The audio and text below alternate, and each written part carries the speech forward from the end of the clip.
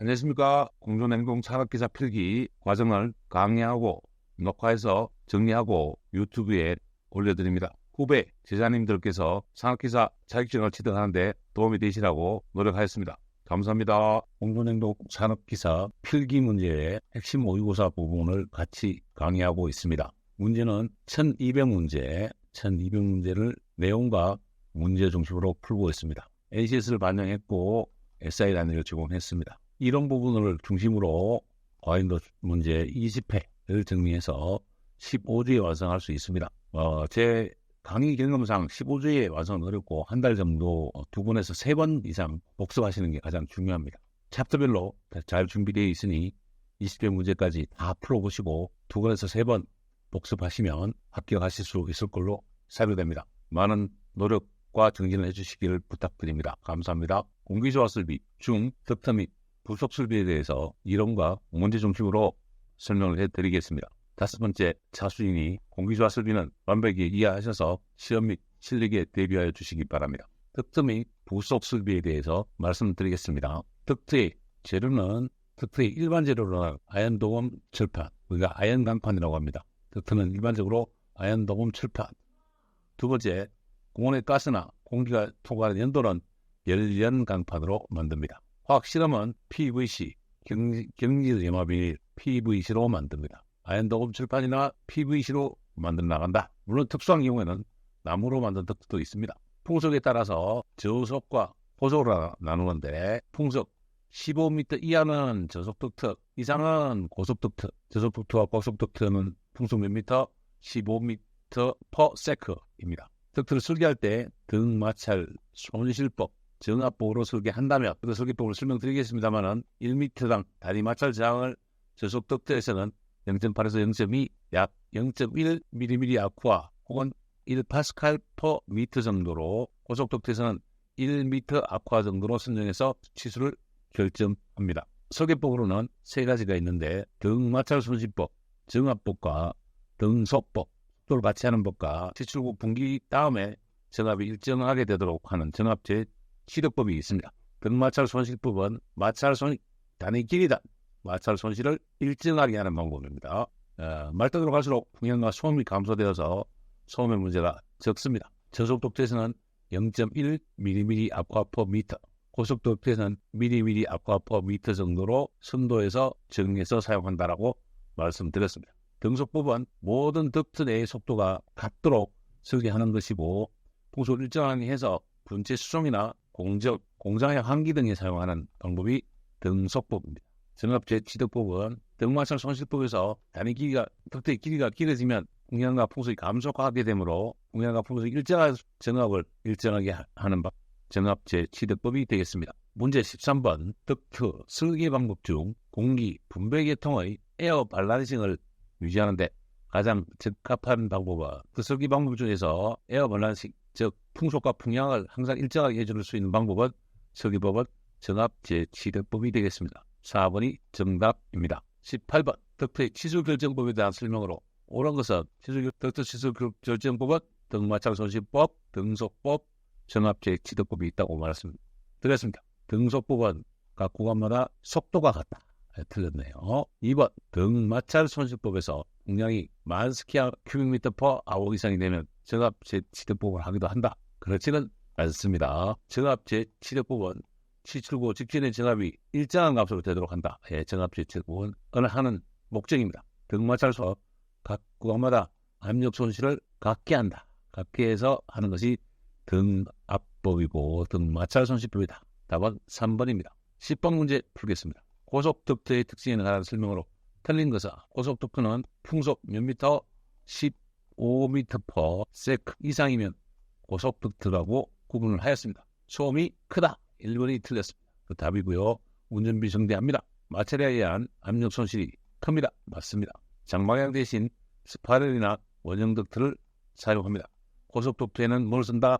스파이럴이나 원형 덕트를 사용합니다. 답은 10번의 답은 1번. 고속 덕트의 설명에 틀린 것은 소음은 커야 된다. 네, 답은 1번입니다. 3번 문제. 배관 계통에서 유량은 다르더라도 단위 길이당 마찰 손실이 일정하도록 환경을 설정하는 방법은 이거는 배관 설계에 들어갑니다만 덕트에 와 있습니다. 등마찰 손실법입니다. 광경이라고 득트광경도 광경이니까요. 여기를 지나가게 하는 방법은 등마찰 손실법이다. 등속법은 모든 덕트의 속도를 똑같이 하는 방법이고 제치덕법은 덕트의 길이가 길더라도 분기점이나 말단, 지출구에서 압력이 풍량과 압력이 항상 일정하도록 설계해주는 법이 정압제치덕입니다. 라고 말씀드렸습니다. 문제 3번의 정답은 다리 길이당 마찰 손실이 일정하도록 광경을 정한 방법은 등마찰 손실법이 되겠습니다. 답 3번입니다. 문제 2번 저속 덕트에 비해서 고속 덕트의 장점이 아닌 것은 고속 덕트의 장점 동력비는 많이 든다. 1번이 바로 답이고요. 고속 덕트의 장점 동력이 많이 든다. 단점이죠. 두 번째 덕트 설치 공간이 적어도 된다. 맞습니다. 3번 덕트 설치 공간이 적고 덕트 구멍이 작아지므로 재료비를 절약할 수 있다. 네 번째 원격기 송풍에 적당하다. 먼 곳에 있는 데까지 보낼 수 있습니다. 고속 덕트의 장점으로 보여지고 장점이 아닌 단점은 동력이 많이 든다. 14번 그림과 같은 단면을 가진 덕트에서 정압, 동압, 전압의 변화를 나타내는 것으로 옳은 것은 단 덕트 길이는 일정한 것으로 한다라고 하고 있습니다. 1번에서 6번으로 공기를 보낼 때 6번이 대기에 노출되어 있는 상태입니다. 그러면 6번은 정압이 없다는 이야기입니다. 대기에 노출됐으니까 이 부분에는 정압이 없습니다. 끝에서 정압이 없는 부분 1번, 2번, 3번, 4번으로 찾아보면 1번은 정압이 있고요. 2번은 정압이 제로 부분이고 3번도 제로 부분이고 4번도 제로 부분. 일단 1번은 아닌 것 같습니다. 한번 찾아보도록 하겠습니다. 자, 1에서 6번까지 일반적으로 정압과 동압을 합친 것이 전압이 되고 같이 오게 됩니다. 2번에서 3번으로 분명히 떨어지게 될 것이고 전압은 살짝 떨어지지만 동압은 무지하게 빨라집니다. 동압이 커진다는 얘기죠. 같은 압력에서 동압이 커지면 정압은 작아지고 동압은 커지게 됩니다. 여기 2번에서 3번으로 변하는 형태가 되겠고요. 그 다음에 또 같은 길이를 조금씩 길이별로 같이 쫓아 나오게 될 겁니다. 그리고 갑자기 확대되는 이 부분에서 확대가 되니까 동압은 커지게 될 것이고 동압이 줄어들고 정압이 커지게 될 겁니다. 그러면 같은 크기로 이렇게 내려오는 라인이 될 것으로 사료가 됩니다. 지금 같은 그림으로 보면 2번하고 4번에서 극히 강한 변화를 보이고 있는 4번에서 5번으로 올라갔죠. 5번에 올라갔습니다. 같은 그림으로 하면 물론 길이당 차이가 나서 그렇겠지만 3번이 정답이 되겠습니다. 4번 공조용 저속 덕트를 등마찰법 정압보로 설계 때 사용하는 단위 마찰 저항값으로 가장 적당한 것은 0.1mm 아쿠아 혹은 1파스칼로 합니다. 그래서 풍량이 10,000 이상이 되면 등속구로 하기도 합니다. 그래서 1파스칼 정답은 2번이 되겠습니다. 5번 저속 덕트와 고속 덕트를 구분하는 주 덕트 내의 풍속으로 적당한 것은 고속 덕트와 저속 덕트는 15m/s입니다. 답은 2번입니다. 12번 저속 덕트와 고속 덕트의 분류 기준이 되는 풍속은 15m/s 2번입니다. 5번 주로 대형 덕트에서 덕트의 찌그러짐을 방지하기 위해서 덕트의 옆면에 철판에 주름을 잡아주는 것을 뭐라고 한다? 요거는 뒤에 가면 나오는 문제이겠습니다. 다이아몬드 브레이크입니다. 다이아몬드 브레이크. 덕트 종이를 대각선으로 살짝 접은 다음에 세우면 약간의 힘이 생기는 것처럼 이렇게 잡아주는 것을 다이아몬드 브레이크라고 합니다. 산업기사 교재에는 나오지 않았습니다만은 덕트의 재료에 대해서 설명을 좀 드리고 가겠습니다. 덕트의 재료는 가격이 싸고 가공이 쉽고 강도가 있는 아연 도금 철판 KST 3506이 가장 많이 사용되고 있습니다. 2번 공조용으로는 판 두께 0.6T, 8T, 1T, 1.2T의 것이 사용이 됩니다. 0.5 두께는 450mm까지, 0.6T는 750mm까지, 0.8T는 1500mm까지, 1.0T는 2250까지, 2500 이상은 1.2의 철판을 사용합니다. 아연도금 철판은 평판 또는 코일로 시판되고 있다. 최근에는 기계화 식용으로 코일 이용이 증가하고 있다. 5번 덕트의 재료는 알루미늄판, 동판, 플라스틱판, 스테인리스 강판, 콘크리트판도 사용이 된다. 덕트 재료는 다 사용할 수 있습니다. 최근에는 단열 및 흡열을 겸한 글라스 파이브 판에 의한 그라스울 덕트도 이용이 되고 있습니다. 앞에 공조용으로 쓰이는 아연 도금 강판, 철판 KST 3506 판 두께 및 혼충 번호로 보면 장방향 덕트의 길이로 0.5T는 450, 0.6T는 750, 0.8T는 1500, 1T는 2250, 1.2T는 2250을 초과하는 단면에 사용이 된다. 저속독트는 15m/s 이하에 사용한다라고 말씀드렸습니다. 고속독트는 우리가 각형 덕트로 말지 않고 원형이나 스파이럴 덕트로 씁니다. 여기 보이는 원형 덕트와 스파이럴 덕트, 이 덕트는 어디 사용이 된다고? 고속 덕트에 사용이 된다라고 말씀을 드리고, 이렇게 해서 작은 광경도 두꺼운 0.8T가 450, 그러니까 고속 덕트나 스파이럴 덕트는 0.8T로 만든다는 말씀을 드립니다. 1T는 1200, 1.2T는 2250까지 만들어낼 수가 있겠습니다. 덕트의 구분으로는 덕트는 풍속에 따라서 저속과 고속으로 나눈다. 몇 미터 세크, 15m/s. 사용 목적에 따라서 공조용과 환기용, 배연용으로 연기를 빼는 용입니다. 공조용은 극기 덕트, 외기 덕트, 환기 덕트, RA 이렇게 사용이 되고, 환기용은 극기와 배기 덕트가 존재하겠습니다. 형상에 따라서는 장방향 덕트는 네모난 덕트가 심으로 되어 있고 이렇게 길이 방향으로 되어 있는 덕트를 장방향 덕트, 원형 덕트는 스파이럴 덕트나 플렉시블 덕트, 스파이럴 덕트는 이렇게 고래 모양으로 되어 있죠. 이렇게 스파이럴로 꼬아진 덕트를 스파이럴 덕트라고, 위에 일본말로 자바라고 합니다만 이게 자유롭게 곡선구간으로 이렇게 휘어지고 진동을 전달시키지 않도록 쓰는 덕트가 플렉시블 덕트다라고 말씀을 드립니다. 이 플렉시블 덕트는 길이가 길면 이 저항이 커지기 때문에 길이가 긴 곳에는 사용하지 않습니다. 덕트에서 압력은 풍량을 흐르게 하는 힘이 되는 것입니다. 압력은 전압이 있고 정압이 있고 동압이 있습니다.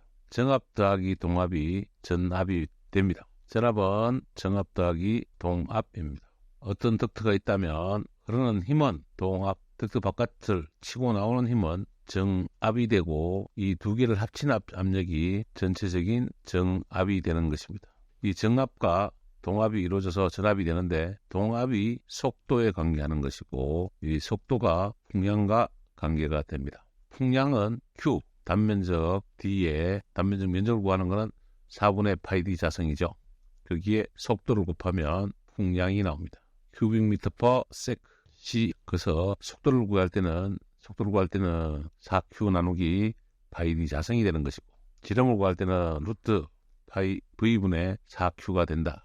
이렇게 여러분이 공식으로 기억해 주시면 되고, Q는 4분의 파이 D 자성, 그 다음에 속도, 이게 단면적입니다. 단면적, A의 전체적인 단면적이다. 이렇게 이해를 해주시면 되겠습니다. 문제 20번, 시간당 5,000큐빅미터의 공기가 지름 70cm의 원형 덕트를 흐를 때 풍속은 얼마인가? 이렇게 했습니다. Q는 V, A는 4분의 파이 D 자성, 그 다음에 속도, 풍속이 얼마냐고 물어보고 있습니다. 그러면 V는 파이 D 자성분의 4Q, 파이는 3.14, 지름 0.7의 자성, 그 다음에 4 곱하기 Q가 되고, 3,600은 뭐죠? 시간당이니까 여기에 단위가 되죠. 1시간의 단위, 1시간은 3,600초. 그래서 3,600으로 나눠주면 3.6m/s가 되는 것입니다. 정답은 3번. 계산기로 여러분이 눌러서 정리해 주시기를 부탁드립니다. 14번 문제. 다음 그림과 같은 덕트에서 점 1의 정압 P1은 15mm 약화, 속도 V1은 10m/s일 때 점 2에서의 전압은 단 1, 2 구간의 전압 손실은 2mm 약화, 여기에 손실이 2mm 약화가 나고 공기의 밀도는 1kg/cubic m 한다. 이렇게 이야기를 하고 있습니다. 그렇다면 우리는 전압은 1점의 전압 곱하기 2지분의 V자성, 2지분의 V자성 곱하기 공기 밀도 15 플러스 2지분의 V자성, 그게 압력 손실 2를 빼면 18.1mm 약화가 나옵니다. 그래서 답은 3이 되겠습니다. 전압은 정압 플러스 동압, 동압은 2지분의 V자성이므로 공식이 이렇게 된다라는 것을 기억해 주시기 바랍니다. 1번, 덕트 내 공기가 흐를 때 정압과 동압에 대한 설명으로 틀린 것은, 정압은 항상 대기압 이상으로 압력으로 된다. 정압은 음압으로 변할 수도 있습니다. 속도가 빨라지면 음압으로 변할 수도 있습니다. 예를 들면 1번이 정답인데요. 예를 들면 우리가 오리피스를 만들었을 때 이렇게 만들어주면 대기에 개방하고요. 여기에는 단면적이 넓으니까 속도가 느릴 겁니다.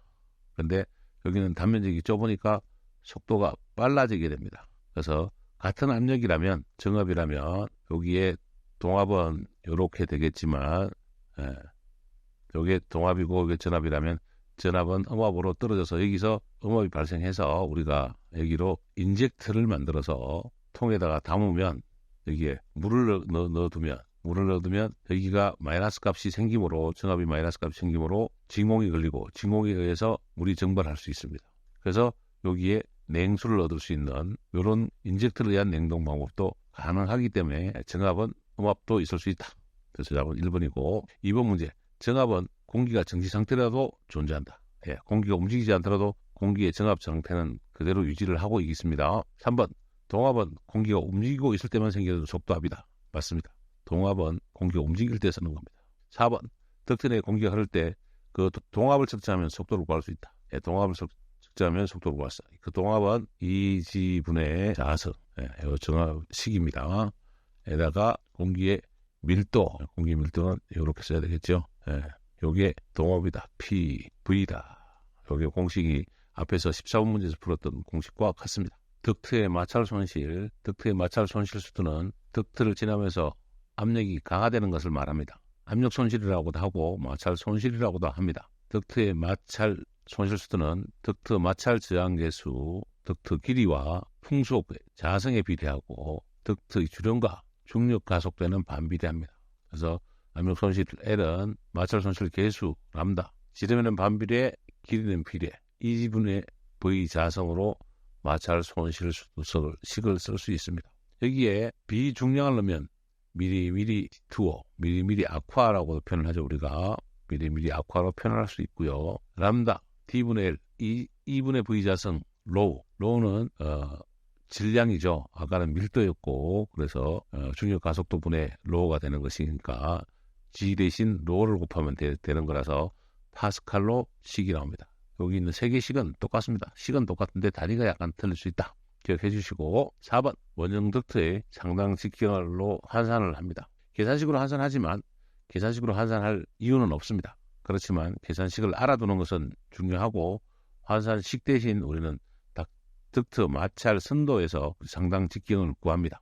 직경 D는 1.3 A 곱하기 B의 자성분의 A 곱하기 B의 5승에다가 8분의 1 제곱성을 넣으면 장방향 덕트의 환산이 나옵니다. 가로 곱하기 B죠. A분의 B. 요거를 원형 덕트로 하면 몇 지름이 나오냐라는 이야기입니다.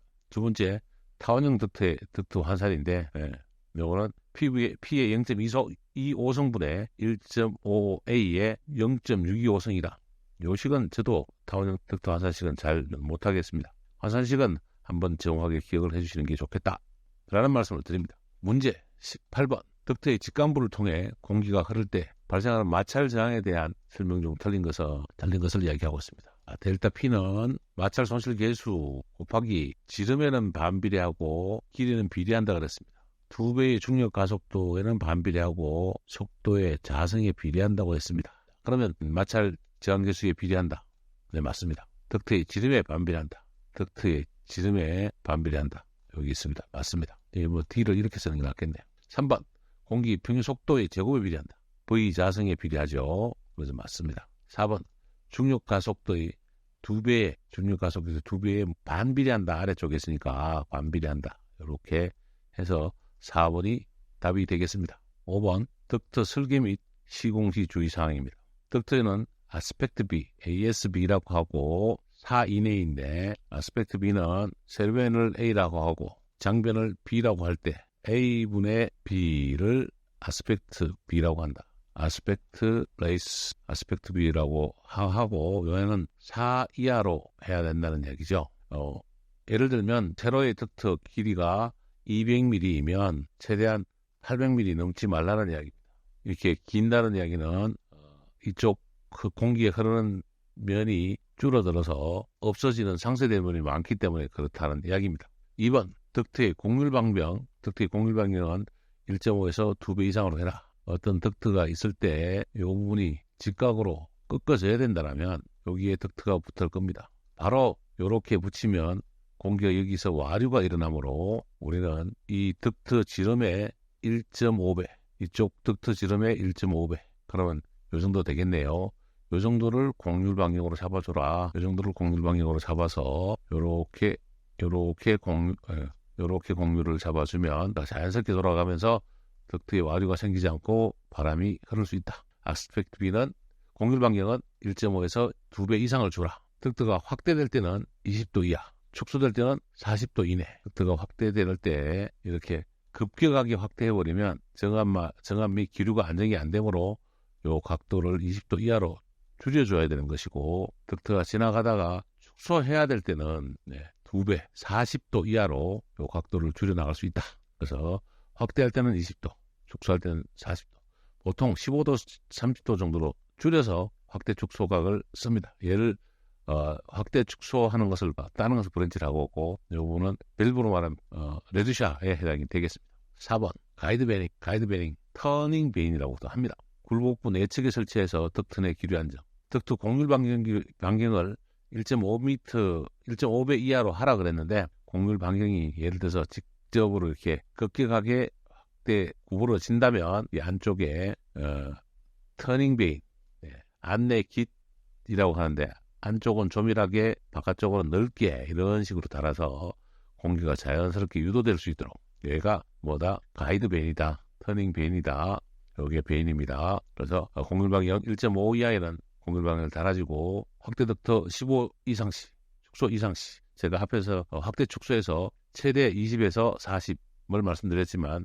이 이상이 되면 가이드 베인을 달아야 되므로 확대도 15, 이렇게 커지는 확대도 15도 이하로 완만하게 해줘야 되고, 축소할 때도 30도 정도로 축소를 해줘야 가이드 베닝, 터닝 베인 없이 우리가 덕트를 설치할 수 있다라는 말씀을 드립니다. 5번 덕트 내 코일 설치 시의 각도, 이 안에 코일을 설치해야 된다면 코일의 유효 면적이 좁아짐으로 더 커집니다. 특히 공조기에 사용이 될 텐데요. 덕트 내에 우리가 코일을 설치하면 여기에 핀이 달리고 코일이 지나가면서 이 공기 저항을 막게 됩니다. 그러면 그 면적비를 따져서 실제 덕트보다 더 크게 설계가 될 수밖에 없습니다. 이때는 이쪽 부분을, 앞쪽을 30도까지 키울 수 있겠다. 이렇게 30도까지 키우고, 이쪽은 45도 이하로 키워서 최대한 이 코일을 설치한다면 여기는 30도, 45도까지 주는 게 낫겠다. 이하로 해야 됩니다. 6번 엘보 다음에 치출구 접촉 시 출구 위치는 베인이 없을 때는 8배, 베인 부속이 있을 때는 4배, 베인 부속 직각 엘보 사용 시에는 정확하게 4배, 베인이 없을 때는 8배. 우리가 엘보 다음에 기류가 빠져나간다라면 바로 하면 어차피 바람이 이렇게 몰리게 된다는 거죠. 기류가 이런 식으로 몰리는데, 이 앞쪽에서 따버리면 이 공기가 나오지 못하고, 이 공기가 이 방향으로 흐를 때 나오지 못하고 다시 빨려 들어가 버리는 유인 효과가 생길 수도 있습니다. 그래서 여기서 이까지의 거리를, 이 거리에, A 거리에 몇 배? 최소한 8배는 해주라는 이야기죠. 베인을 설치한다라면 몇 배? 4배. 이렇게 기억을 해주시면 좋겠습니다. 문제 18번 덕트 설계 시 고려하지 않아도 되는 사항은, 덕트 설계 시는 소음 고려해야 됩니다. 열 손실 고려해야 됩니다. 마찰 저항을 고려해야 됩니다. 4번 덕트 내를 흐르는 공기 엔탈피는 굳이 고려하지 않아도 좋습니다. 18번에는 덕트 설계 시에는 덕트 내에 흐르는 공기의 엔탈피는 고려하지 않아도 좋다. 답은 4번이 되겠습니다. 15번 덕트의 설계 순서대로 나열한 것 중 가장 바르게 연결한 것은, 뒤에 덕트 설계할 때 다시 한번 문제를 풀어주겠습니다만, 여러분께서는 풍, 방, 치, 경, 치, 송, 시로 외워주시면 좋겠습니다. 송풍량 결정, 풍, 덕트의 방법, 이 방법이 빠졌는데요. 덕트의 경로, 방법을 전외기 덕트로 할 건지 전덕트로 할 건지 수공기 방식으로 할 건지에 대한 방법을 말하고, 그 다음에 치출구 및 흡입구 선 위치 결정, 치, 그 다음에 덕트의 경로, 경, 풍방치, 경로를 설정한 다음에 풍량에 따른 덕트 치수를 결정하게 됩니다. 치수 결정은 치, 송풍기 선정은 송, 그 다음에 설계도 작성은 설계도 및 시방서까지 작성한다. 그래서 풍방치, 경치, 송치로 여러분이 외워주시면 되겠고, 이 부분은 2번을 정답으로 해서 덕트의 설계법을 말씀을 드렸습니다. 9번, 덕트를 설계할 때 덕트 설계 순서로 옳은 것은 뭐죠? 풍방치, 경치, 송치. 덕트 계획, 풍방치, 경치, 송시 이렇게 설치한다고 말씀드렸죠. 순서는 3번, 덕트 설계는 풍방치, 경치, 송시, 풍방치, 경치, 송시로 외워주시기를 바랍니다. 덕트 시공의 주의사항에 대해서 한 번 더 설명을 드립니다. 우리 책에 있는 부분을 한 번 더 정리했으니까 잘 보고 기억해 주시기 바랍니다. 아스펙트 B, 종행비, 단변분의 장변, B분의 A를 단변분의 장변, 요거를 뭐라고 한다? 아스펙트 B라고 한다. 단변분의 장변을 아스펙트 B로 한다. 덕트의 확대, 덕트를 확대할 때는 몇 도? 15도, 축소할 때는 몇 도? 30도로 축소하는 게 좋겠다. 만약 20도로 한다면 여기다가 가이드 베인을 설치해야 된다. 그래서 길이가 원활하게 40도로 하면 40도 이상으로 하면 가이드 베인을 설치해야 된다. 30도 이상으로 하면 그래서 확대는 15도, 축소는 30도, 고속도로는 8도, 축소는 15도 이하로 한다라고 기억을 해주시면 좋겠고요. 덕트의 공률 반경, 요 공률 반경 R은 장변에 얼마? 1.5 이상, 1.5에서 2배 이상으로 해줘라. 공률반경이 크면 면적을 많이 차지하기 때문에 좋지는 않습니다. 가이드 베이는 뭐라고 그랬죠? 공률반경이 닥터 장변에 1.5 이하일 때 확대 축소 시 15도, 30도 이상이 되면 가이드 베이를 설치한다. 국부의 기류를 세분해서 생긴 R을 적혀요. 국부의 내측에 설치하는 것이 적합하다. 가이드 베이를 설치하는 이렇게 직각으로 해서 가이드 베이를 설치하는 안쪽은 조밀하게, 바깥쪽은 넓게 이렇게 설치한다고 제가 말씀드렸습니다. 가이드 베인 설치하는 방법을 말씀을 드렸습니다. 5번, 덕트의 코일 부착 시에 코일을 부착할 때는 기계 코일을 부착한다라고 하면 확대가 30도, 축소가 45도, 굽힘 직후에 코일을 설치할 때는 가이드 베인을 설치한다라고 말씀을 드렸습니다. 아스펙트 B는 장방향 덕트에서 사각 덕트를 장방향 덕트라고 합니다. 그래서 A분의 A가 있다면 B가 있으면 A분의 B를 아스펙트 B라고 한다라고 말씀드립니다. 좌측 그림, 송풍기와 덕트를 접속할 때는 항상 이렇게 골뱅이 모양으로 그리면 되겠습니다. 이렇게 덕트가 붙어야 된다는 이야기입니다. 근데 나오자마자 이 확대를 바로 주면 안 된다는 이야기죠. 이 각도를 주면 어떻게 된다는 이야기죠? 15도 이하로 줘라. 키우려면 이렇게 줘야 된다는 이야기입니다. 15도 이하로 맞춰주라는 이야기고 틀렸다는 이야기입니다. 나올 때도 마찬가지죠. 이 두 번째 그림은 같은 그림인데요. 이렇게 극행하게 하지 말고 15도 이하로 각도를 주는 게 좋겠다라는 말씀을 드리는 겁니다. 그 다음에 터닝을 틀자마자 4배 이하, 요 지름의 4배 이하로는 틀면 안 된다. 그래서 4배 이하가 된다면 뭘 설치해야 된다? 터닝 베인을 설치한다. 베인을 설치해서 해야 되고 일반적으로 이 길이는 몇 배? 8배를 주는 것이 맞다. 이렇게 말씀을 드립니다. 아까 덕트와 펜과 덕트를 붙일 때는 제가 이런 방향으로 튼다 그랬죠. 이렇게 틀어야 된다. 흐름이 나와야 되는데 반대 방향이 흐르니까 틀렸다는 얘기고 보시면 자연스럽게 이렇게 흘러야 된다. 그래서 이렇게 흘러줘야 되는 것입니다. 이 그림도 이렇게 흘러줘야 되는데 잘못됐죠. 그래서 이거 틀렸고요. 이 그림은 이렇게 틀어서 자연스럽게 흐르게 만들어준 덕트표다라고 말씀을 드립니다. 그 다음에 이 그림은 지금 판단하기가 좀 어려운데요. 여기서 바람이 들어오면 자연스럽게 갈라주는 방향으로 가야 된다는 그림으로 보여집니다. 그러나 이렇게 들어오자마자 여기 바람이 들어와서 밖으로 풀어줄 때 이 부분을 자연스럽게 밖으로 빼주라는 이야기고요. 이 부분은 현재 바람이 이렇게 도는데 바로 나갈 때 이 공명분을 주는 것보다는 밖으로 쭉 길이를 빼서 베인을 설치해 주는 것이 더 정확하다는 말씀을 드린 겁니다. 참고로 캔버스 펜과 덕트를 연결할 때는 여기에 캔버스 이염, 플렉시블 이염을 넣어서 소음과 진동이 덕트로 전달되지 펜의 소음과 진동이 전달되지 않도록 해주는 것을 뭐라고 한다? 캔버스라고 합니다. 캔버스 조인트. 천으로 만들어 옛날에는 석고 천으로 만들었는데 지금은 석고가 발암물질을 쓰지 않고 지금은 플라스틱 천막 두꺼운 천막으로 만들어서 캠퍼스 이염을 만들어 쓰고 있습니다. 이 캠퍼스 이염은 냉풍이나 온풍을 보관해야 되기 때문에 얇지 않고 약간 두꺼운 특징을 가지고 있다. 이렇게 살펴주시기 바랍니다. 4번 교재는 없습니다만 덕트의 소음 방지 대책에 대해서 살펴보겠습니다. 소음 방지를 하려면 덕트 도중에 흡음재 내장, 송풍기 출구에 플리넘 챔버, 우리가 챔버라고도 체인버라고도 합니다. 챔버를 설치한다. 3번, 댐퍼나 C 출구에 흡음재를 부착한다. 덕트 중에 흡음장치, 소음장치입니다. 소음기를 붙여서 소음장치의 종류는 셀형과 플레이팅이 있습니다. 셀형과 플레이팅이 있습니다. 이 소음기를 설치한다. 이게 덕트 소음 방지 대책이 되겠습니다. 가장 중요한 것은 덕트를 잘 고정하는 게 더 중요하겠죠. 두께와 고정을 잘 하고 나서 흡음재를 붙이고 챔버를 붙이고 흡음재를 붙이고 소음장치를 부착하는 것이 소음방지 기본적인 대책이 되겠습니다. 5번, 덕트의 보온. 우리가 냉수, 온수, 냉풍, 온풍, 덕트에 대해서 배관이나 덕트는 다 보온을 기본으로 합니다. 에너지 절약을 위해서도 보온을 하는 것이고 결로 등을 위해서도 보온을 합니다. 그러나 덕트에 보온을 필요하지 않는 부분이 있습니다. 덕트에 굳이 필요 없는 시공물이 들어가면서 보온을 하지 않아야 되는 부분, 환기형 덕트에는 하지 않습니다. 외기 도입용에도 하지 않습니다.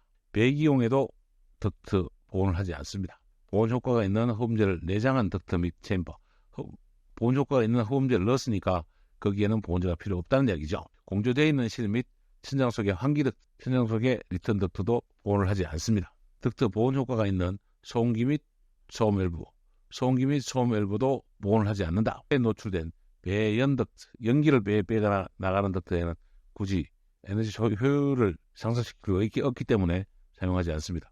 단도로 방하고 구획된 샤프 내의 배연 덕트에는 뭘 안 한다? 보온을 하지 않는다. 그러나 이 배연 덕트가 극기 덕트를 겸용하고 있다면 당연히 해야 되겠죠. 그래서 보온 덕트 보온에서 덕트를 필요하지 않는 부분 8가지 살펴봤습니다.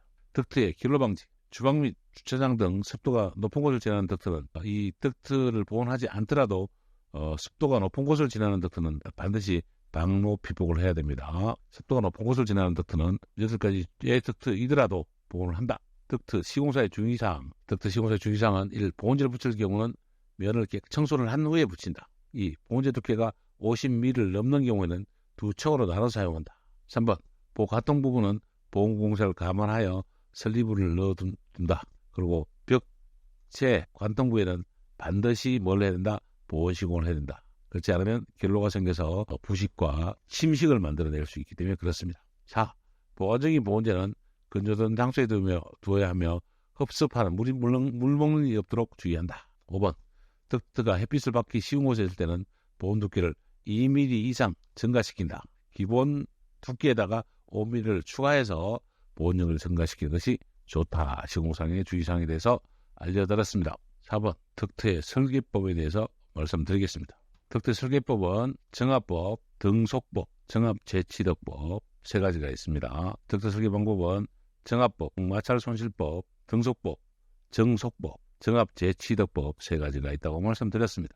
1번 정압법은 1. 덕트의 단위 길이당 마찰 압력 손실. 덕트의 단위 길이당 마찰 압력 손실. 일반 사무실은 0.1mm 아쿠아 퍼 미터를 일정하게 해서 설계하는 방법입니다. 이 방법은 덕트 마찰 선도나 덕트 메이저, 우리는 덕트 매자라고도 이야기합니다.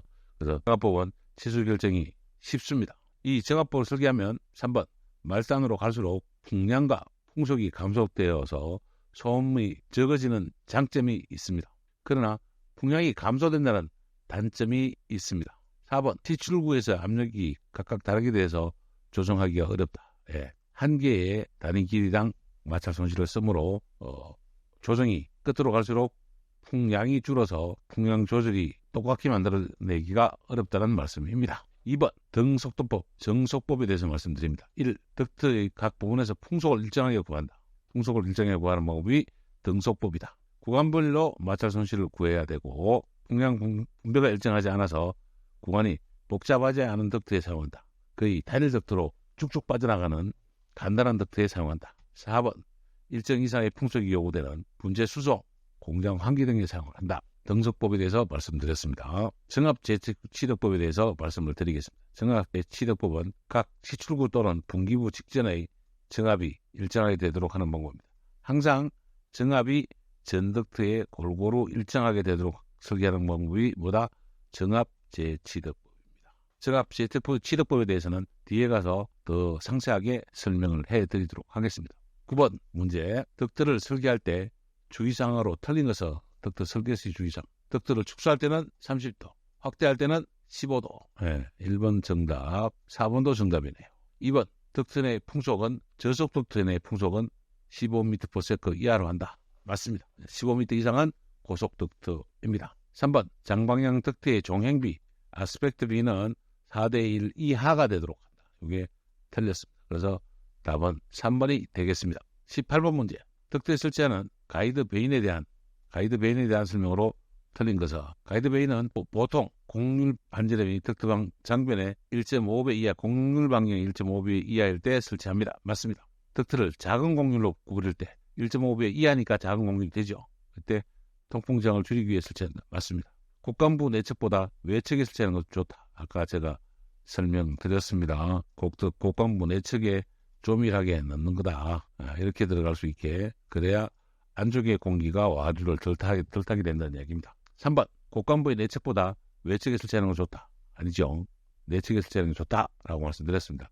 4번 곡간부의 기류를 세분화하여 생기는 와류의 크기를 작게 한다. 이게 벤트의 본래 목적입니다.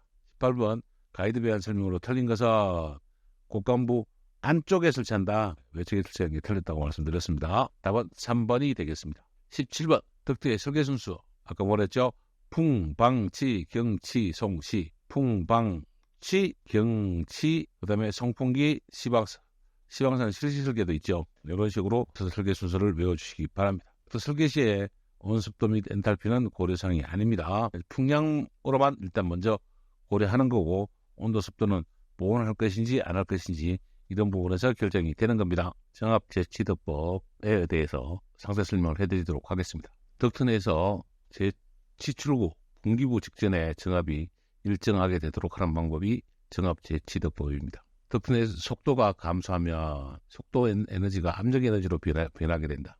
그래서 2차 쪽에 정합이 증가하게 되는데, 베르누이 방정식으로 정리하면 압력 차이는 이 지분에 부여한 자성 플러스 감마 빼기 이 지분에 D2의 감마, 속도 1번과 2번의 차이로 압력이 정합을 얻을 수 있지만은, 실제로는 우리가 분기를 하고 나면, 분기를 한다는 것은 이렇게 1번 분기하고 2번으로 작게 가는 거거든요. 그러니까 1번의 정합과 2번의 정합이 달라지고 이 정합이 높아진다는 것을 의미합니다. 그래서 축소되기 때문에 R이라는 상수를 써서, 취득하는 개수를 써서 부여한 속도 빼기 V2의 속도를 계산하는 것입니다. 이렇게 정합재취득표 0.5 정합재취득표 0.5 요 선도를 가지고 원형 덕트인 경우에 사용합니다.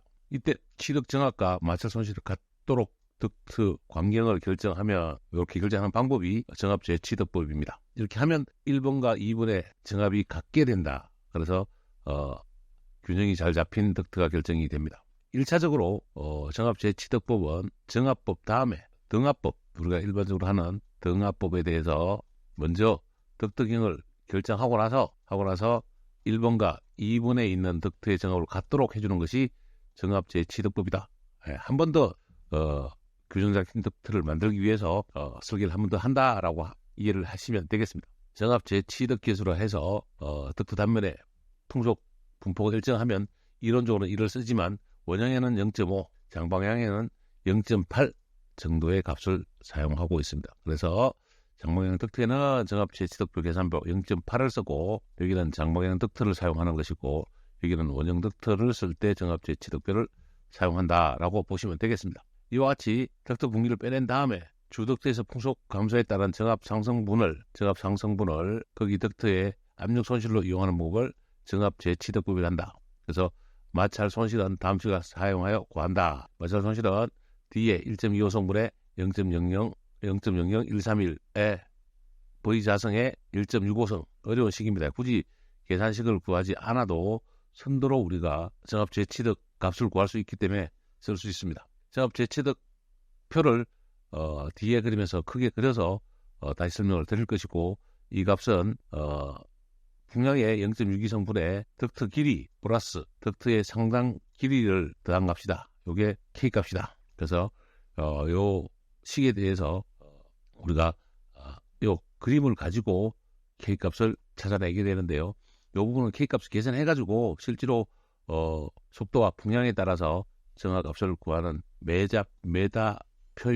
이렇게까지만 정합 재취득에 대해서 이해를 해주시기 바랍니다. 정합 재취득표 계산하는 방법입니다. 요 R0.8은 장방향 덕트에 사용하는 방법이고 0.5는 원형 덕트에 사용하는 방법이라고 제가 말씀을 드렸습니다. 첫 번째, 우리가 덕트 내 안에 있는 풍속을 알고 있다면 풍속을 찾아서 찾게 되겠죠. 예를 들어서 12m다 라고 알고 있다면 아까 앞에서 계산했던 베르누이 방정식으로 주어진 차값을 찾아서 이렇게 정리하면 요 값과 요 값이 만나는 점을 정리하면 이 값이 0.3이 나오게 되는 것입니다. 그리고 아래쪽으로 밑으로 내리면 덕트 2번 덕트 항의 속도값이 정해지는 것입니다.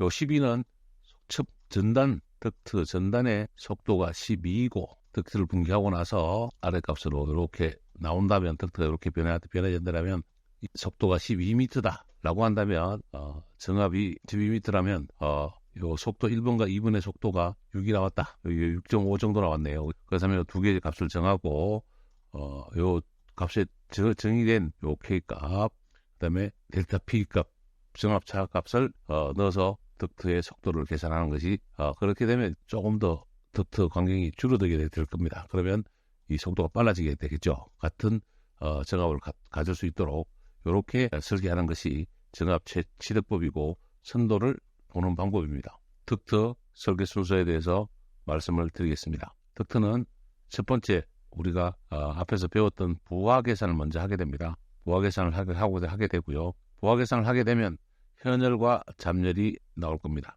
현열과 잡열이 나오게 되는데 풍량은 현열에서만 계산을 하게 되는 것입니다. 두 번째로 소요 풍량과 덕트 방식을 결정합니다. 각실이나 조원에서 계산된 냉난방 부하를 식에 대비해서 계산하는데 이 식은 Q는 G, C, 델타 이 값으로 풍량을 계산하게 되는 거죠. 이 풍량을 계산을 하고 제실 이론이나 법적 제한에 대한 배기량을 결정하고 도입 배기량 QA를 찾으면 똑같이 배기량도 정리가 될 겁니다.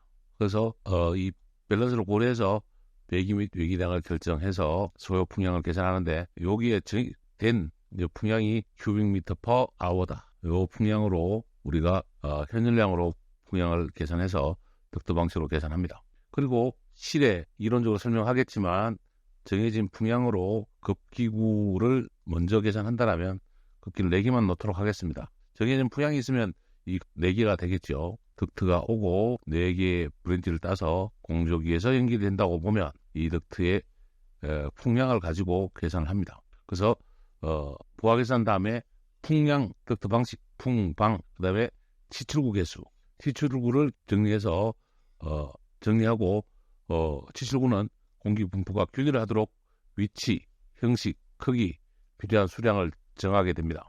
제가 임의로 4개를 정했고요. 그 다음에 풍, 방, 치, 경로 지금 제가 그림을 그렸죠. 그래서 경로를 결정하고 경로의 결정은 공정위 및 총풍기 위치와 덕트의 경로를 정한다. 덕트의 경로는 실의 용도에 따라서 시간에 따라서 부하의 특성에 따라서 각각 감안해서 존별로 계통화시키고 총풍저항을 줄일 수 있는 방법 총풍저항을 줄일 수 있는 방법은 덕트를 가장 짧은 경로를 구상을 해야 된다는 이야기입니다. 그래야 저항이 적어지고 총풍저항이 줄어들어서 동력을 아낄 수 있다는 이야기입니다. 경로를 결정하고 나면 이제 치수를 결정하는데 치수를 결정할 때는 덕트 마찰 손실 선도 정합법으로 마찰 손실 선도로 정합법으로 덕트의 직경을 구한 다음에 사각 덕트로 환산하는 환산표에 의해서 정리합니다. 그리고 송풍기를 선정하고 시방서를 작성합니다. 이론적으로 덕트의 설계 순서는 부하 계산 다음에 풍, 방, 취, 경, 치, 송, 시 시방서를 작성한다는 것은 실시 설계를 의미합니다. 그래서 덕트 설계 순서는 부하 계산 다음에 방, 치, 경, 치, 송, 시, 풍, 방, 취, 경, 치, 송, 시로 암기하고 여러분이 설명할 수 있도록 기억을 해주시기 바랍니다. 부하 계산 다음에 풍량 뭘로 정한다고요? 현열로 Q는 GC 델타 T로 풍량을 정한다. 여기까지 정리하시면 되겠습니다. 그리고 풍속 선정표에서 보면 우리가 메인 주덕트는 일반 공건물일 때는 약 5.5에서 6 정도의 덕트 풍속을 정하는 것이고 고속덕트에서는 12.5m/s로 풍속을 임의로 잡는 것을 볼 수 있습니다. 각각에 따라서 나머지 풍속들은 정해지는 거라고 보시면 되고 공기 입구 즉 치출구에 따라서 풍량이 반 정도 이 속도가 빨라지면 소음과 진동이 생기므로 이 속도는 기억을 해주시기 바랍니다.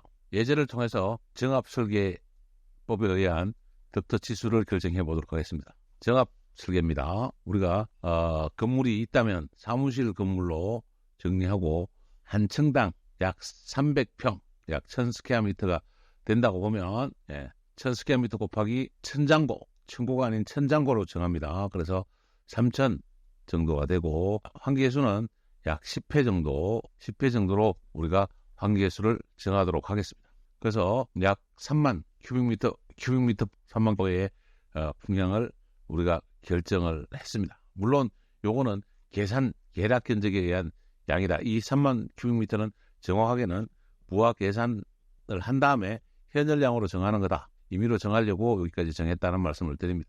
자, 이제 내려가서 좌측 부분에 마찰 손실 선도, 덕트 마찰 손실 선도를 보면 가로 쪽은 풍량이고 세로 쪽은 마찰 손실입니다.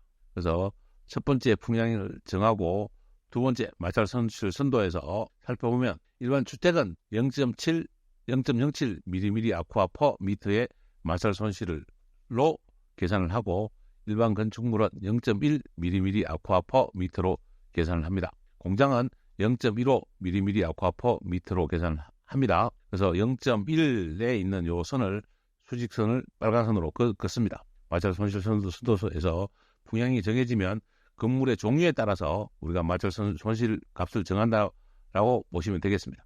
그래서 수직선을 긋고요. 그 다음에 풍량이 3만이므로 좌측에 있는 3만의 풍량과 교차점을 찾게 되는 겁니다. 이 교차점을 찾으면 이 교차점에서 우상향적으로 가서 보면 덕트 다이아가 약 100mm가 나온 것을 볼 수 있습니다. 요거는 센티미터입니다. 100cm. 그러면 100cm니까 1m 다이아의 생각보다 큰 풍량이 나왔다는 걸, 덕트 사이즈가 나왔다는 걸 알 수 있습니다.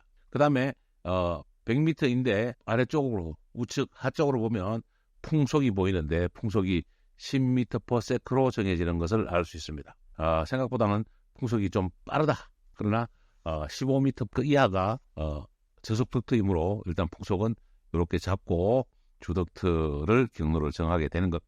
자, 그러면 100다이아를 가지고 우리가 가로 세로 장방향 덕트의 풍량을 찾아보면 여기에 나와 있는 원형 안쪽에 100보다 큰 숫자를 찾는데 위쪽에는 단변, 위쪽 라인은 단변, 아래쪽은 장변으로 이렇게 표시되어 있는 것을 볼 수 있습니다. 그러면 우리가 100보다 큰 숫자를 찾아서 구하면 되겠습니다. 100보다 큰 숫자니까 101 정도가 정확하게 맞아 떨어지겠네요. 이렇게 101 정도에서 60에 150 다이아로 정해도 큰 무리가 없다는 말씀을 드립니다. 60에 50 각형, 60에 150입니다. 그러니까 아스펙트 B로 보면 3이 안 되겠죠.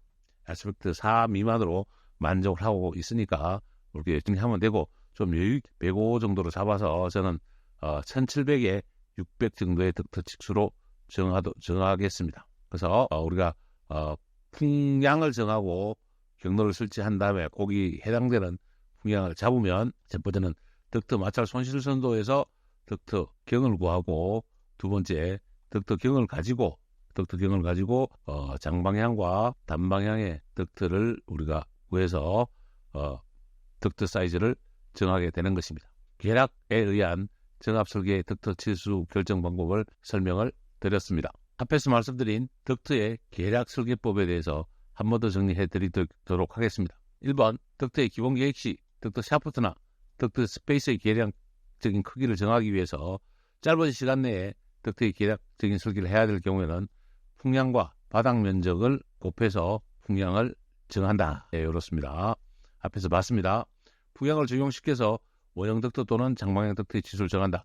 여기 원형 덕트 정하는 방법, 덕트 마찰 손실 선도를 가지고 장모형 덕트로 화산하는 방법을 방금 덕트 칙수를 정하는 그런 방법으로 정했습니다. 여기까지 정리한 다음에 이제 송풍기 용량을 결정합니다. 송풍기 용량은 필요 풍량의 10%로 가산하고 정합은 장치에 맞는 범위에서 일반적으로 정하게 됩니다. 이 송풍기 필요 정합은 유닛지나 배기 팬이 있는 경우 고속덕트나 저속덕트의 경우에 바로 적용하면 오차가 생기므로 약산으로 계산을 하는데, 필요 정합은 덕트의 단위 길이당 압력 강화 더하기 덕트의 자체 저항 이렇게 계산해서 정하는데, 단위 길이당 압력 강화 부분은 우리가 일반적인 덕트는 0.1이라고 말씀드렸습니다. 0.1mm 아쿠아 미터당 0.1mm 아쿠아라고 말씀드렸으므로 길이만 정하면 요게 덕트의 국부 부분저항, 국부라고 하는 부분저항이죠.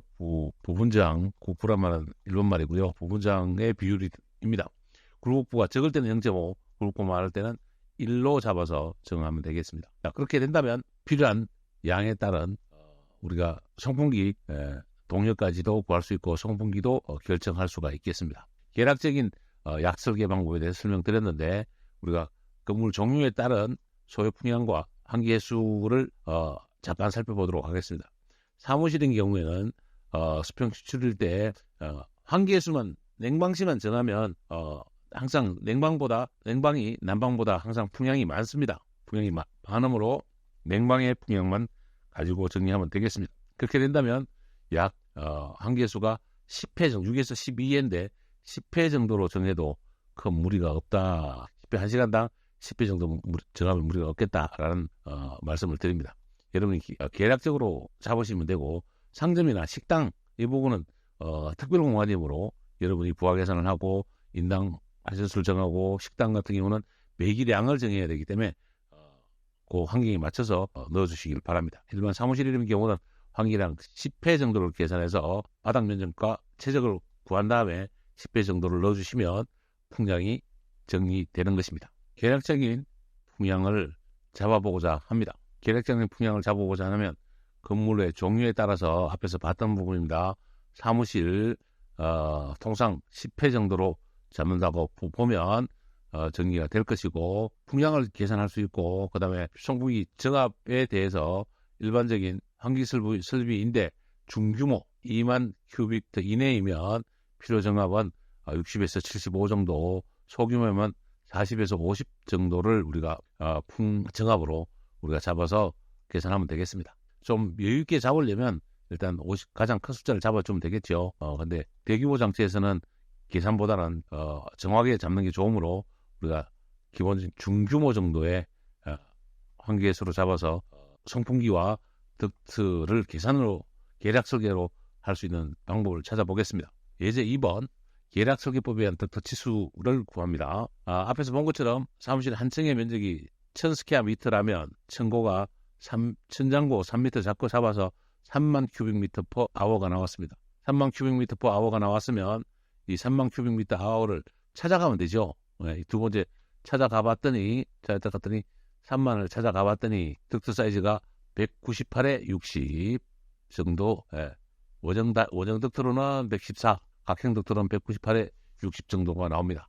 앞에서 우리가 정합 손실표와 쌍방향 덕트 환산표로 봤던 것과 큰 차이가 없습니다만 계략은 조금 더 크게 나오는 것을 볼 수 있습니다. 그래서 덕트 치수를 1980에 600 정도, 2000에 600 정도로 정해도 큰 무리가 없다. 계략적인 거니까 왜 우리가 기본적인 건축 면적이 나오면 덕트 샤프트 등을 먼저 알려서 그 사이즈를 건축 쪽에 반영시키도록 협의를 해야 되기 때문에 가르쳐 드리는 겁니다. 그래서 덕트의 치수는 0.1mm 아쿠아 퍼 미터. 단, 10,000 큐빅미터를 넘으면 풍속은 8m per second 정도로 잡는 것이 좋다라고 말씀을 드립니다. 계략적인 설계 방법에 덕트 치수를 구하는 방법을 알려드렸습니다. 교재는 기능사 산업기사 교재에는 나와 있지 않습니다만은 실질적으로 여러분이 대학 과정에서 공부를 하거나 현장에서 쓸 수 있는 계략적인 치수 방법도 같이 설명드리고 있다는 것을 말씀드리겠습니다. 덕트를 규격을 구했다면 덕트는 우리가 환기를 위한 부분도 있지만 분진이나 배기, 생산을 위한 밀가루 이송 등을 보낼 수 있는 것도 있기 때문에 분진에 따른 풍속, 왜냐면 이건 등속법으로 구해야 되는 겁니다. 등속법. 분진이 있다면 속도가 주는 곳에 먼지가 고이기 때문에 등속법으로 구할 때 풍속을 얼마 정도 잡아야 되는지 표를 보고 잠깐 보도록 하겠습니다. 가벼운 분진은 10m/s, 목재나 나무 등은 15m, 가루 등은 20m/s, 납이나 절삭 작업할 때는 25m/s로 풍속을 잡아줘야 된다. 우리가 일반적인 연기에서도 요 10보다는 더 많은 한 15 정도에서 일반적으로 20m/s 사이의 값을 찾아서 이 이상의 값으로 속도를 정하고 분진이 쌓이지 않도록 등속법으로 우리가 덕트 설계를 해야 되는 것입니다. 기억을 해주시라고 표로 한번 이해와 그림을 보여드립니다. 나무 딱 찍어 드리겠습니다. 나무 정도면 15m/s, 그 다음에 쇳가루, 연마, 쇳가루 정도면 20m/s, 납이나 중금속 등은 25m/s다. 이렇게 이해를 해주시면 감사하겠습니다. 이제 덕트 풍량에 따른 덕트 규격을 구했고, 덕트가 기본적인 공조기와 실과 덕트 경로를 결정하고 시출구 개수를 정한 다음에 덕트 규격을 정했다면 600에 2000 규격을 정했다면 기본적인 설계가 된 겁니다. 공조기에서 우리가 송풍기의 용량을 정해 봐야 되겠습니다. 공조기 설계는 다음번에 보도록 하지만 이 송풍기 설계까지 여러분께 알려드리려고 합니다. 송풍기 설정 순서에 대해서 이론적으로 하고 실제 구하는 방식에 대해서 설명을 드리겠습니다. 댐퍼, 부속, 규격, 위치, 수량을 확인한다. 가장 긴 곳에 수량을 확인합니다. 그래서 길이와 마찰 손실을 구합니다. 덕트 전체 길이 가장 긴 길이와 마찰 손실을 구한 다음에 더하기 부속, 부분 저항 손실을 구한다 그랬는데 아까 경로가 간략하면 0.5, 50% 정도를 넣어주는 것이고 경로가 복잡하면 1을 넣어서 100%를 우리가 마찰 손실로 본다라고 말씀을 드린 경우가 있습니다. 물론 다 일일이 계산하면 좋겠지만 그 계산 시간이 불필요하게 많이 걸리므로 간단한 것은 0.5 정도를 넣어서 마찰 손실을 구해도 상관이 없겠습니다. 물론 댐퍼, 필터, 코일 등 시출구, 디퓨저 등에 대한 저항을 다 값을 구하는 엑셀식이나 공식이 있으므로 여러분이 그 데이터를 구해서 집어넣어 줘야 되겠습니다. 그래서 어쨌든 덕트 전체 손실 저항을 구해야 된다. 가장 먼저 뭐죠? 마찰 손실을 구해서 저항 손실을 가장 구한다. 그 다음에 송풍기 전 후방의 부속과 송풍기 설치 시스템은 손실을 감안한다. 손실도 감안합니다. 저항 손실을 다 구해버리면 이 부분은까지 필요 없겠죠. 그 다음에 제한 설비가 있다면 제한 구역의 목표 차까지도 구해 주는데 이 부분은 평소에는 잘 사용하지 않습니다. 그래서 저항 손실을 구한 다음에 20%를 할증해서 송풍기 정압을 구한다라고 말씀드렸습니다. 20% 할증. 덕트 저항 전체 손실을 구한 다음에 20% 할증함으로 이렇게 부속품 등도 웬만하면 들어오게 될 겁니다. 그 다음에 풍량과 정압을 구하면 제조사의 카탈로그를 참조해서 풍량과 정압에 적합한 송풍기를 선택하면 됩니다. 이 송풍기를 선택한 송풍기 모델과 용량은 어디에서 왔는다? 이제 제조사에 굳이 보내지 않아도 홈페이지 등에서 많이 있으므로 기술 데이터를 다운받아서 모델과 용량을 확정하고 그 다음에 설치 상세도는 설계 도면에 인용할 수 있습니다. 이렇게 하는 것이 설계를 정하는 것이고 송풍기 정하는 순서가 되겠습니다. 그러면 예를 들어서 송풍기를 정해 보도록 하겠습니다. 사무실 200스퀘어미터에 3천장고를 가졌다면 600큐빅미터가 될 것이고 사무실에 시간당 10회 정도의 풍량이 정해지면 6000큐빅미터 per hour가 될 것입니다. 이 부분을 분당으로 나누면 100큐빅미터이 될 것입니다. CMM은 우리가 송풍기를 찾을 때는 아래 그림에 보면 선도에서 보면 풍량을 CMM으로 나타내고 있기 때문에 CMM으로 환산을 한 겁니다. 그래서 풍량은 6000 곱하기 6600 풍량의 할증률 10% 할증한 거죠. 그러면 110cmm이 될 겁니다. 110mm이 우리가 할증해야 될 풍량입니다. 풍량도 10% 할증합니다. 그 다음에 덕트 저항을 구해서 봤더니 덕트 전체 길이가 200m다. 그러면 우리가 정압보로 설계했으므로 0.1mm 아쿠아를 넣어서 20mm 아쿠아가 되죠. 여기에 부속저항 손실 50%를 구하면 30이 되겠습니다. 이 30에 20% 할증하니까 30 곱하기 1.2는 36mm 아쿠아가 될 거거든요. 이게 전체 손실 수량이 됩니다. 그러면 110cm과 110cm 풍량이죠.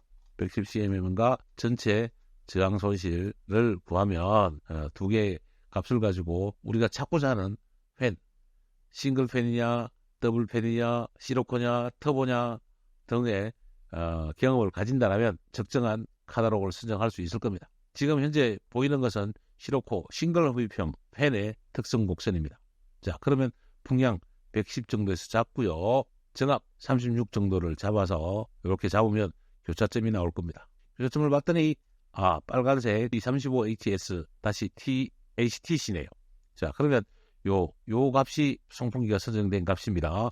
그러면 5번으로 가서 캐탈로그에 보면 AP-F35HTC 요 값이죠. 그러면 직경 2번 35D짜리이고 풍량은 14,052 정도의 풍량이 나오는 것이고 최대 정압은 143이고 삼상 380V이고 4극짜리이고 5.5kW이고 소비 전력은 10kW 정도가 되겠습니다. 10kW의 풍량을 송풍기를 우리가 선정을 하게 된 것입니다. 그리고 소음은 100dB이고 무게는 121kg 송풍기를 우리가 선정한 것입니다. 이것을 설계에 반영하는 겁니다. 공기 조화를 하면서 꼭 차격이면 시험을 맞추는 것보다 부하 계산을 하고 덕트 구경을 구하고 송풍기를 선정하는 이러한 방법도 여러분께 이론적으로 좀 정립을 하고 있는 게 중요할 것 같아서 설명을 드립니다. 자, 마지막으로 정리하면 선도에서 풍량과 정압을 기준으로 해서 용량에 맞는 팬을 선정한다. 이 부분이 요거는 어디서 한다? 캐탈로그 데이트에 있는 각 업체마다 다 다릅니다. 그래서 카탈로그를 참조해서 여러분이 송풍기를 선정하게 되는 것입니다. 덕트, 설계, 순서, 부하 계산을 한 다음에 풍, 방, 치, 경, 치, 시 이제 시공도 작성 시 실지 설계할 때 시공도를 작성하는 것입니다. 시공 작성 시 유의사항에 대해서 잠깐 살펴보고 가겠습니다. 덕트의 시공도는 공법 및 경제적으로 적절한가를 검토해야 되는 것이 가장 중요합니다.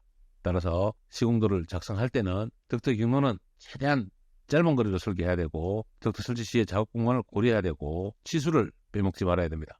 직수를 꼭 기입해야 되고 종, 횡, 시출구 위치, 시출구의 종류와 풍량, 장애물과의 거리, 분기, 변형, 치수, 주의 기기 설치 등에 대해서 필요한 치수를 주어줘야 됩니다.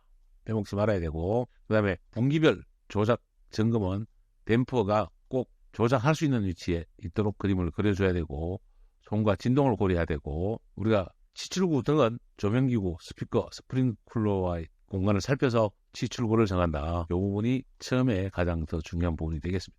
배관과 전선관 등으로 장애물이 없는지 꼭 살펴보고 그리고요. 이 부분이 나중에 샤워를 할 때 많이 부딪혀서 정리를 해야 되는 부분이 되겠습니다. 그 다음에 단열, 아까 보험공사에 말씀드렸습니다. 도장의 필요성을 검토하고 치출구와 분기 위치가 적정한가. 치출구와 분기구는 앞에서 말씀드렸던 조명기구, 스피커, 스프링쿨러와 배치가 맞는지를 봐야 된다는 이야기입니다. 그 다음에 공기 분포와 치출구, 흡입구의 위치를 검토하고 정리한 다음에 소음 진동 앞에서 설명드렸습니다만은 그거 맞습니다만은 소음 진동이 없는지 필요시는 캔버스 이염, 프렉시 이염, 그 다음에 방진, 소음 장치를 설치할 수 있도록 우리가 덕트를 실시 설계해야 되는 겁니다. 그래서 시공도를 작성할 때 유의사항에 대해서 살펴보았습니다. 다시 덕트 및 부속 설비로 돌아와서 캔버스 이염이 뭐라고요? 송풍기에 발생한 진동이 덕트에 전달되지 않도록 천이염, 옛날에는 성면천이었으나 지금은 플라스틱천으로 만든 것이 캔버스 이염입니다. 캔버스 이염은 소음이 아니고 진동이 전달되지 않도록 쓰는 것이 캔버스입니다. 댐퍼의 종류에 대해서 잠깐 살펴보겠습니다. 댐퍼는 풍량 조절 댐퍼와 기타 댐퍼가 있는데 풍량 조절 댐퍼는 단익형과 다익형, 그 다음에 스플릿 댐퍼가 있습니다. 단익형은 소형 덕트에 쓰는 것이고 다익형은 2개 이상의 날개를 가진 거고 스플릿 댐퍼는 덕트의 분기점에 설치해서 여기다가 설치한다는 이야기죠. 그래서 이렇게 밀면 방향을 풍향을 조절하는 것이 스플릿 댐퍼입니다. 이 스플릿 댐퍼를 달기보다는 차라리 덕트를 분기하면 각각 덕트를 달아서 연동되게 해주면 두 선을 연동되게 해주는 게 차라리 더 편할 수 있습니다. 스플릿 댐퍼를 잘 달지는 않는다. 스플릿 댐퍼가 있다. 까지만 알아주시면 되겠고, 방화 댐퍼, 화재 발생 시에 화재가 전달되지 않도록 하는 방화 댐퍼가 있고, 연기가 전달되지 않도록 하는 방연 댐퍼가 있습니다. 연기가 다른 구역으로 가지 않게 쓰는 방연 댐퍼가 있다라고 알아주시고, 댐퍼에 대해서는 상세하게 뒤에서 한 번 더 살펴보도록 하겠습니다. 측정구는 덕트 내에 풍량, 풍속, 온도, 압력, 먼지 측정을 위해서 만들어 놓은 것이 측정구입니다. 엘보와 같은 곡간부에서는 덕트폭 몇 배, 7.5배, 우리가 브랜치를 딸 때도 곡면이 있다면 이 덕트경의 몇 배, 8배를 지나서 이렇게 따주는 것이 좋다고 말씀드렸던 것처럼 측정구도 7.5배 정도 이상의 떨어진 장소에 설치하라고 하고 있습니다. 9번, 콜드 드래프트의 원인입니다. 겨울철 창문 쪽에 앉거나 벽 쪽에 앉으면, 외벽 쪽에 앉으면 추워지는 현상을 콜드 드래프트라고 하는데, 인체 주위 온도가 너무 낮을 때 콜드 드래프트가 생깁니다. 기류 속도가 너무 빠를 때 생깁니다. 습도가 낮을 때 생깁니다. 벽면 온도가 너무 낮을 때, 그 다음에 찬바람이 많이 들어올 때 극간풍, 외풍이라고 하죠. 외풍이 많을 때 우리가 콜드 드래프트가 생깁니다. 이 부분을 없애주면서 콜드 드래프트를 없애주는데, 콜드 드래프트를 없애주는 가장 대표적인 기계가 뭐다? FCU다. 팬, 우리 배웠습니다. 팬 코일 유니트죠. 팬과 코일을 작은 상자에 넣어서 창문 밑에다 놓음으로써 위에서 나오는 냉기를 막아주는 것이 팬 코일 유니트. 수방식이죠. 수방식. 문제 11번. 덕트의 분기점에서 풍량을 조절하기 위해 설치하는 댐퍼는 무슨 댐퍼? 스플릿 댐퍼. 방화 댐퍼는 불이 나지 않도록 하는, 불이 전달되지 않도록 하는 댐퍼이고, 풍량을 조절하는 댐퍼이고, 터닝 베이는 직선 부분에서 이렇게 풍량을 하게 쓰는 댐퍼, 안쪽으로 조밀하게 쓴다. 이렇게 되겠습니다. 8번. 콜드 드래프트 현상이 가중되는 원인으로 가장 거리가 먼 것은 콜드 드래프트가 아닌 것이네요. 인체 주위 공기 온도가 너무 낮을 때 맞습니다. 인체 주위의 기류 속도가 높을 때라서 틀렸네요. 2번이 답입니다. 3번. 주위 습도가 낮을 때 맞습니다. 주위의 벽면 온도가 낮을 때 콜드 드래프트가 생깁니다. 이걸 방지하는 기계가 뭐다? 팬콜이다 라고 말씀을 드렸습니다. 11번. 지하 주차장 환기 설비에서 청장부에 설치되어 있는 고속 노즐로부터 출되는 공기를 유인 효과를 이용하여 오염 공기로 부주로 희석시키는 방식은 고속 노즐 방식입니다. 고속 노즐 방식입니다. 요거는 환기 덕트에 해당이 되는 부분이라서 문제를 여기에 배치했습니다. 댐퍼에 대해서 한 번 더 그림을 통해서 설명하고자 합니다. 댐퍼는 덕트를 통과하는 공기량을 조절하거나 폐쇄하는 기구입니다. VD, 풍량 조절 댐퍼, 볼륨 댐퍼라고 합니다. 볼륨 댐퍼. 단익, 단익은 말의 그림으로 보는 것처럼 날개가 하나인 거. 단익 댐퍼는 잘 찾아보기 어렵습니다. 아주 소형의 개표용으로 사용합니다. 다익 댐퍼는 루버라고 합니다. 루버 댐퍼, 날개가 2개에서 3개, 여러 개로 되어 있는 것이 루버이고, 한쪽으로 같이 되어 있는 부분이 평행익형, 이렇게 지그재그로 되어 있는 것은 대항익형. 다익 댐퍼는 평행익형과 대항익형 댐퍼가 있다. 요즘은 대항익형을 더 많이 사용하는 추세입니다. 베인 댐퍼, 스플릿 댐퍼죠. 성분기 베인 댐퍼 아닙니다. 스플릿 댐퍼입니다. 스플릿 댐퍼. 베인 댐퍼는 성분기 흡입구에 설치해서 흡입량을 세밀하게 조절하는 거다. 베인 댐퍼는 송풍기 흡입구에 설치해서 이렇게 만들어진 댐퍼로 미세하게 풍량을 조절하려고 하는 게 베인 댐퍼입니다. 이 댐퍼는 그림에 없습니다. 스플릿 댐퍼는 덕트의 분기점에 설치하여 풍량을 조절하는 댐퍼, 스플릿 댐퍼입니다. 스플릿 댐퍼. 특히 분기점에 이렇게 넣어가지고, 이렇게 넣으면 B 부분으로 바람을 적게 보낼 것이고, 이렇게 넣으면 B 부분으로 바람을 많이 보내게 되겠죠. 이렇게 특히 분기점에 설치하는 댐퍼는 스플릿 댐퍼입니다. 방화 댐퍼, 파이어 댐퍼, FD라고 표현을 하고, 파이어 댐퍼입니다. 실내 화재 발생으로 화염이 덕트를 통해서 다른 구역으로 화재가 확산되는 것을 방지하는 댐퍼, 방화 댐퍼입니다. 방화 댐퍼는 점검구가 있고, 댐퍼가 평소에는 서져 있습니다. 납으로 된 퓨즈가 이렇게 달려 있어서 불이 나지 않으면, 평소에 이렇게 있다가 불이 나면 이 납이 끊어져 버립니다. 그러면 댐퍼가 다치겠죠. 딱딱 스프링 클러치에 들어가서 딱 고쳐지면 이쪽으로 화염이 넘어가지 못하는 구조고, 이게 방화 댐퍼입니다. 영어로는 파이어 댐퍼. 그 다음에 방연 댐퍼, 스모커 댐퍼. 방연 댐퍼, 스모커 댐퍼. 화재 발생 시 설치된 영감지기로 발생한 연기를 탐지해서 댐퍼를 폐쇄시켜서 타 구역으로 연기가 침입가서 방지하는 겁니다. 방향 댐퍼는 여기에 조작 모터가 있습니다. 영감지기에서 연기가 감지되면 댐퍼를 돌려서 잠그게 되겠죠. 연기가 확산되지 않도록 해주는 것이 방향 댐퍼입니다. 여기서 빠진 게 파이어 볼륨 댐퍼가 빠졌습니다. 여러분께서 소개를 시켜드리면 다이킹이나 루버형, 다니킹이나 이런 부분에 평소에는 이렇게 놔뒀다가 여기에 모터를 달아서 불이 나면 잠그는 구조.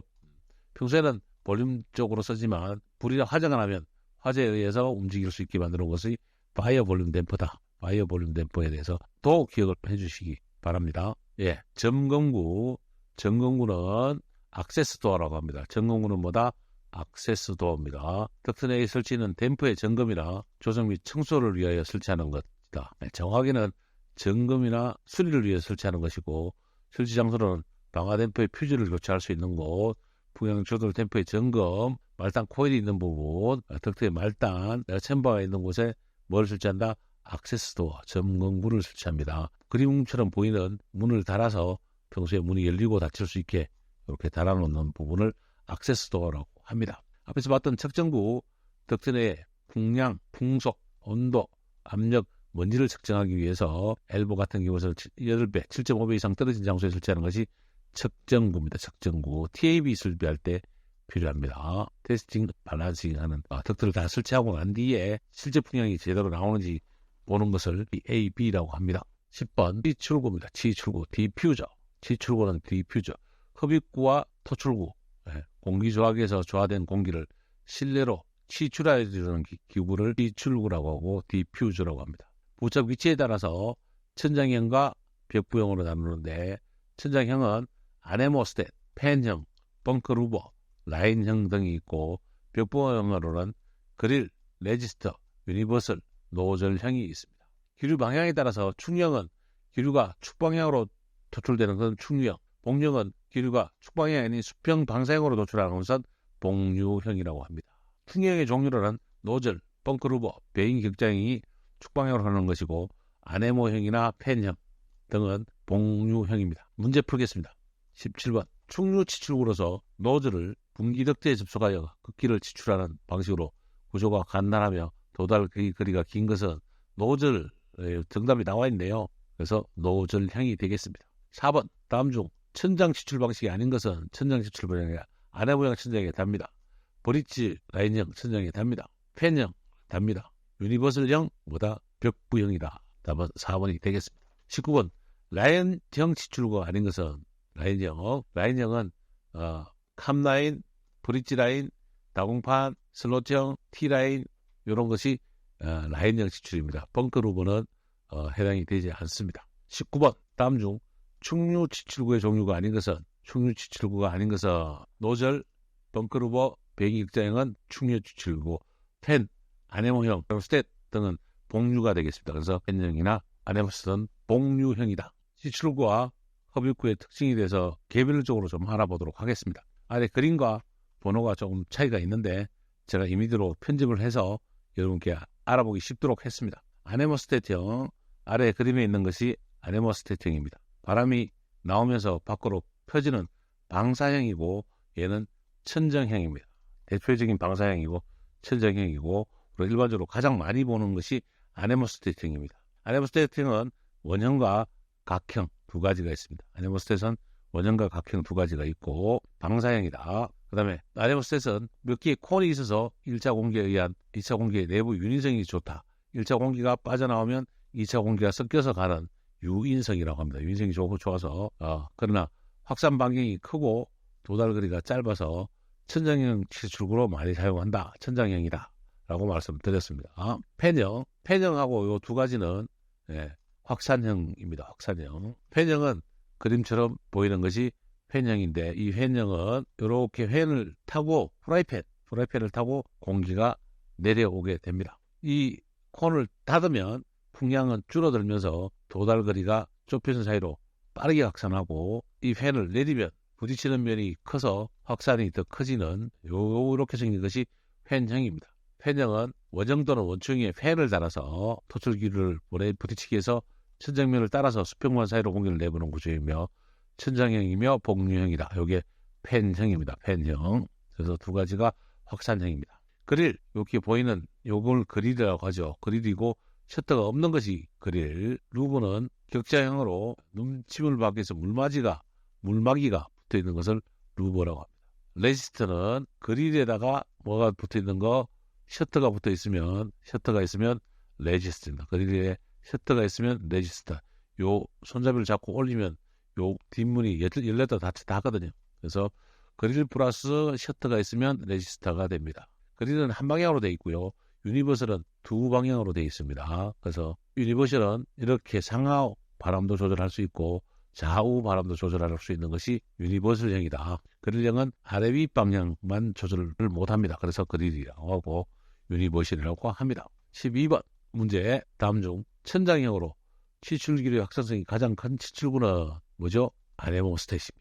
16번 날개 격자형 치출구에 대한 설명으로 틀린 것은 유니버설형은 날개를 움직일 수 있는 것이다. 맞습니다. 날개를 상하좌우로 움직일 수 있다고 그랬죠. 레지스트란 풍형 조절 셔터가 있습니다. 뭐에다가 그릴이나 유니버설에다가 셔터가 있는 거다. 맞다. 수직 날개형은 실의 폭이 넓은 방에 사용한다. 날개가 이렇게 달려있으면 바람을 폭이 넓게 사용할 수 있겠죠. 수평 날개형은 그릴이라고 한다. 그릴은 아니다. 그래서 그릴은 날개가 고정이 되고 셔터가 없는 것을 그릴이라고 한다. 유니버설은 날개 각도를 변형할 수 있는 것이다. 레지스트는 셔터가 부착된 것이 레지스트. 이게 가장 좋다고 해야 되나요?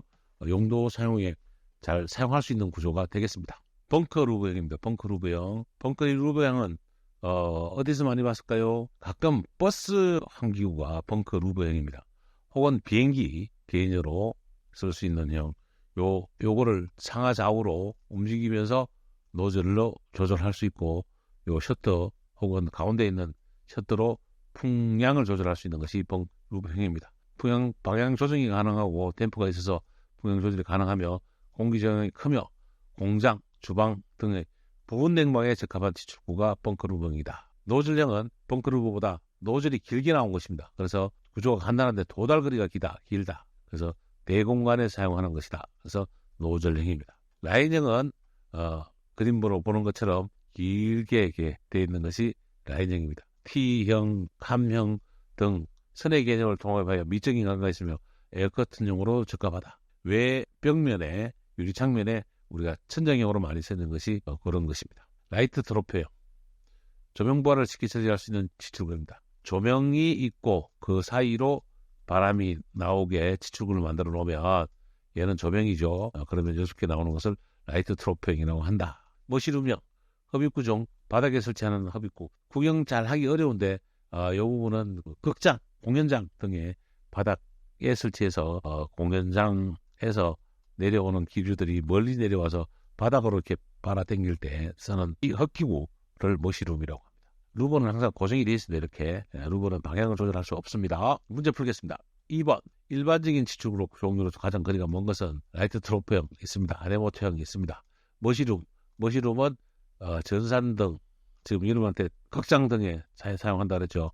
그리고 웨이형 등이 있는데 이거는 문제로 이해를 해주시기 바랍니다. 굳이 이 문제가 웨이형이 또 다른 문제이기 때문에 문제로 내기는 적절하지 않아 보입니다만 머시룸이 일반적인 치출구가 아니다. 중요한 극장 등에 사용하는 데다 이렇게 해주시기 바랍니다. 6번 노즐형 치출구로서 치출구의 방향을 상하 좌우로 바꿀 수 있는 치출구는 뭐라고요? 벙커 루브형이다. 벙커. 상하 좌우 풍량도 바꿀 수 있다 그랬죠. 그래서 벙커 루브형이다. 유니버설형 나오면 또 치출구 상하 방향 좌우로 바꿀 수 있고 뒤에 셔터까지 있어서 똑같은데 벙커 루브형이라고 하는 이유는 모르겠습니다만 그 루브형이라고 벙커 루브만 상하 조절을 이야기하고 있습니다. 문제로 이해를 해주시기 부탁을 드립니다. 15번 다음 중 천정이나 벽면에 설치하고 기류 방향을 자유롭게 조정할 수 있는 치출구는 천정이나 벽면 다 설치할 수 있고 벙커 루브형입니다. 벙커 루브형. 목을 움직일 수 있고 잡을 수 있다.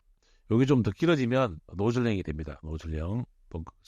벙커 루브는 소형이고요. 노즐형은 좀 대형입니다. 스머지징 현상에서 잠깐 설명드리겠습니다. 천정에서 디퓨저가 있다면 바람을 불어 나올 때 이쪽에 실내 공기에 유인 효과가 생기는데 실내 공기는 먼지가 이렇게 고이는 것을 스머징 현상이라고 합니다. 천장 치출구에서 치출이나 유인된 실내 공기 중 함유된 먼지 등으로 치출구 주위에 천정면이 검게 더러워지는 현상을 뭐라고 한다? 스머징이라고 하고, 여기다가 지출구 밖에다가 이렇게 하나 다른 것을 안티 스머징, 스머징이 생기지 않도록 이렇게 하나 달아주는 것을 안티 스머징이라고 합니다. 결국은 요 밖에 요것이 뭐다? 안티 스머징이다라고 이해를 해주시면 되겠습니다. 덕트의 이용 방법에 대해서 문제는 잘 나오지 않지만 여러분의 실력 향상을 위해서 덕트 이용 방법을 설명하겠습니다. 덕트 이용은 CM과 슬립이 있는데 길이 방향으로 이용을 하는 것은 CM이라고 합니다. 길이 방향 이용으로 하는 것은 CM, 가로 방향으로 하는 것은 슬립이라고 합니다. 그래서 슬립은 드라이브 슬립, 플레인 슬립 이렇게 슬랩이 있고, 길이 방향으로는 스탠디싱 심, 피치버그로 글로브 심 등이 심이고, 드라이브나 슬립 등은 가로 방향의 이음새다 라고 이해를 해주시면 되겠습니다.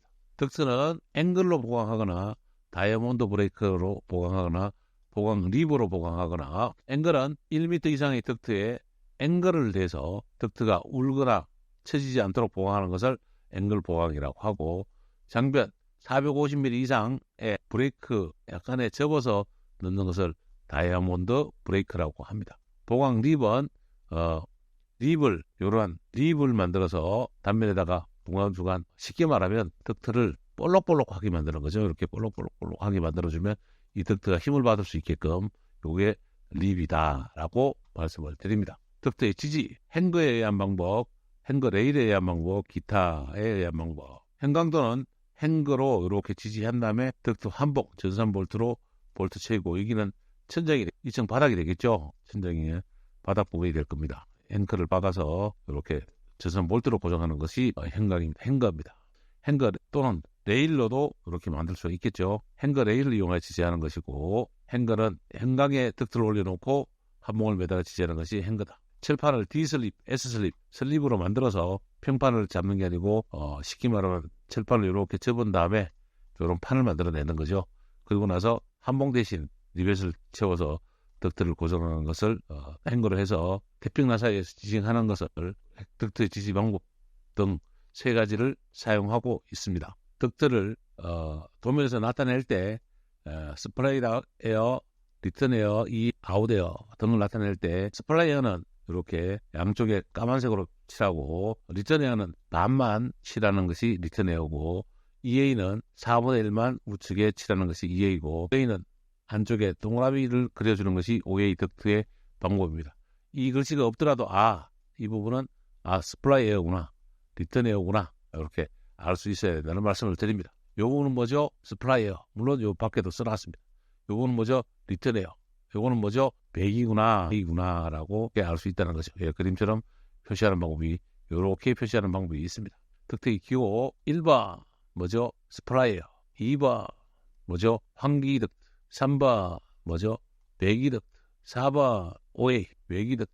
5번 볼륨 댐퍼, 풍량 조절 댐퍼네요. 6번 파이어 댐퍼. 7번 파이어 볼륨 댐퍼, 댐퍼입니다. 풍량 조절 및 방화 댐퍼. 8번 모터 볼륨 댐퍼, 전동 풍량 조절 댐퍼. 9번 캔버스 이어. 10번 프렉시블 덕트 이어. 11번 분할 댐퍼. 요거는 스플릿 댐퍼입니다. 스플릿 댐퍼가 있으면 SD라고 표현을 하는 겁니다. 12번 터닝 베인. 한쪽에는 조밀하게, 바깥쪽에 안쪽에 단다라고 설명을 하고 있기도 합니다. 12번 터닝 베인. 13번 원형 디퓨저. 14번 각형 디퓨저. 15번 이렇게 있으니까 그릴이죠. 레지스터는 양쪽에 있으면서 셋다까지 있으면 레지스터가 되는 것입니다. 16번 소음기, 덕트 소음기. 17번 에어바 및 체인. 18번 FVD 뭐죠? 방화 볼륨 댐퍼에서 이 들어가니까 전동 방화 볼륨 댐퍼입니다. 17번 EG 배기그리. 18번 급기 레지스트. 19번 이그저스트 레지스트, 배기 레지스트. 20번 디퓨저. 번호 잘못 모르겠네요. 22번 정도 되겠는데 이렇게 되어 있는 건 그냥 디퓨저다. 여러분이 덕트 도식기구를 돌려서 보면서 눈으로 확실하게 익혀 주셔야 됩니다. 도면 보고도 이게 무슨 덕트인지 무슨 디퓨저인지 어떤 부속품인지 알 수 있어야 초중급 이상의 기술자가 되는 것입니다. 1번 11번 환기의 목적. 환기는 열, 전기, 분진, 유해 물질을 오염과 산소농도 감소에 대한 불쾌감, 위생적 위험성 등에 대해서 보호하려고 환기를 한다. 공기를 바꾸는 것을 환기라고 합니다. 환기의 종류는 실내 공기를 정화하는 방법, 정화하려고, 수증기를 제거하려고 환기한다. 유독물질을 제거하려고, 그 다음에 보일러실에 연소용 공기를 공급하려고 환기를 한다. 환기의 목적은 4가지 정도가 있습니다. 실내 공기용은 결국은 보건용이죠. 보건용 정화다. 환기의 분류, 국수환기는 후드 등을 사용하고 전반환기는 희석환기이다. 실내 모든 부분에서 오염가스라고 한다고 위험한 건 아니고 사람이 실내에 여러 명이 거주한다면 전체적으로 그 사람 자체도 발생함으로 오염가스가 발생하는 겁니다. 그래서 실 전체의 기록 분포를 확산 계획해서 발생하는 오염물질을 완전히 희석하고 배기를 행하는 것을 전반환기라고 합니다. 2번, 환기와 배연 설명 가능한 틀린 것은 환기란 실내 공기를 차가거나 따뜻하게 만들기 위한 것이다. 이거는 공기조화죠. 차거나 따뜻하게 만들어서 수분까지 제거하면 공기조화다. 1번이 틀렸습니다. 환기는 걷기 또는 배기를 통하여 이루어진다. 맞습니다. 3번, 환기는 자연적인 방법과 기계적인 방법이 있습니다. 맞습니다. 4번, 배연 설비란 화재 초기에 발생하는 연기를 제거하기 위한 설비이다. 맞습니다. 답은 1번입니다. 환기란 열, 전기, 분진, 치기, 유해물질 등을 확산 방지를 위해서 빼주는 것을 환기라고 한다. 5번, 실내의 거의 모든 부분에서 오염가스가 발생하는 경우 실 전체의 기류 분포를 계획하여 실내에 발생하는 오염물질을 완전히 희석시키고 확산한 다음에 행하는 방식은 전반환기다. 후드 등을 해서 부분적으로 쓰는 환기는 국수환기, 부분환기 이렇게 쓰는데 답은 4번이 되겠습니다. 8번, 실내 압력은 정압 상태로 작은 용적의 연소실 등과 같이 극기량을 확실하게 확보하기 어려운 장소에 사용이 가장 적합한 장소는 압입식 환기입니다. 압입식. 압력을 주어 넣어주면서 공기를 공급하는 식이 압입식 환기입니다. 환기 방식의 분류에 대해서 알아보도록 하겠습니다. 환기 방식은 자연 환기와 기계 환기로 나누는데 일단 기계 환기부터 보겠습니다. 기계 환기는 1종, 2종, 3종으로 나누고 기계 환기 방식은 총 몇 종이다? 4종이 있다. 그런데 4종 환기는 우리나라에 없습니다. 일본에서는 4종 환기로 쓰지만 우리는 자연 환기 방식으로 쓴다. 자연 환기 방식은 실내외 공기 압력차 또는 온도에 의한 자연력을 이용해서 밀도차를 이용해서 동력 소비는 없으나 환기량이 일정하지 않다. 그래서 자연 환기를 쓴다. 뭘로 쓴다? 밀도로 이용해서 쓰는 것이 자연 환기, 밀도차에 의해서 쓴다. 이게 정확한 표현입니다. 밀도차로 의해서 쓰는 것이 자연환기 방식이다. 4종 환기라고 일본식에는 표현하지만 한국에서는 자연환기 방식이다. 기계환기는 3종 환기가 있는데 1종 환기는 급배기 표현이 다 사용이 됩니다. 그림 볼까요? 제1종 환기는 송풍기와 배풍기를 다 써서 정압과 음압을 다 각각 만들 수 있는 환기다. 가장 정확하고 정밀한 곳에 사용한다. 그래서 대규모 변전실이나 병원 수술실 등에 사용하는 것이 몇 종 환기다? 1종 환기다. 이번에 2종 환기, 극기 팬으로만 압입식입니다. 이게 압입식입니다. 압입식. 앞에서 봤던 압입식 환기입니다. 2종 환기 방식이고 극기 팬으로 압입하는 방식, 실내를 정압 상태로 만들어서 쓰는데 무균실, 변전실, 창고 등에 쓰는데 이게 2종 환기 방식입니다. 무균실 등에 사용한다. 우리가 양압 병실이라고 하는 것이 2종 환기 방식으로 만들어내는 것이다 라고 보셔도 무방하겠습니다. 3종 환기는 그림에서 보이는 것처럼 들어오는 것은 자연 배기구로 들어오고 나가는 팬만 배풍기를 사용해서 섬으로 음압이 존재합니다. 이 음압이 존재한다는 이유는 밖으로 냄새가 빠져나가지 못하거나 이물질이 빠져 못하게 하기 위해서 3종 환기 방식을 쓰는데 배기팬만 사용함으로 흡입 환기법이라고 하고 실내를 음압으로 합니다. 악취나 유독가스가 인접실로 번지지 못하게. 그래서 흡연실, 화장실, 조리장, 차고 등에 사용하는 것이 3종 환기다. 1, 2, 3종 다음에 자연 환기 방식이 있습니다. 자연 환기 방식은 밀도차에 의해서 환기를 한다. 15번 문제, 환기 방식 중 송풍기를 이용하여 실내에 공기를 공급하고 배기구나 건물의 틈새를 통하여 자연적으로 배기하는 방법은 2종 환기, 1종 환기는 극기팬과 배기팬이 각각 다 있는 거다. 3종 환기는 배기팬만 있는 거다. 4종 환기는 없다. 자연이 있다. 이렇게 말씀을 드립니다. 6번, 기계 환기 중 송풍기와 배풍기 거기에 없네요. 2개 다 있네요. 그죠? 요거는 1종이다. 송풍기에서 2종, 배풍기가 있으면 3종, 밀도를 이용하면 자연환기. 14번, 환기의 목적이 아닌 것은 실내 공기 정화 맞습니다. 열을 제거 맞습니다. 소음 제거, 환기하고 소음하고 상관없습니다. 답은 3번이고 수증기 제거 맞습니다. 공기 공급 맞습니다. 덕트 및 부속 설비의 마지막 장, 환기량 도입 외기량. 환기량은 실내 허용 오염 농도 빼기 외기의 CO2 함유량 분의 실내 오염 발생량 곱하기 10의 육성이 우리 환기량이 되겠습니다.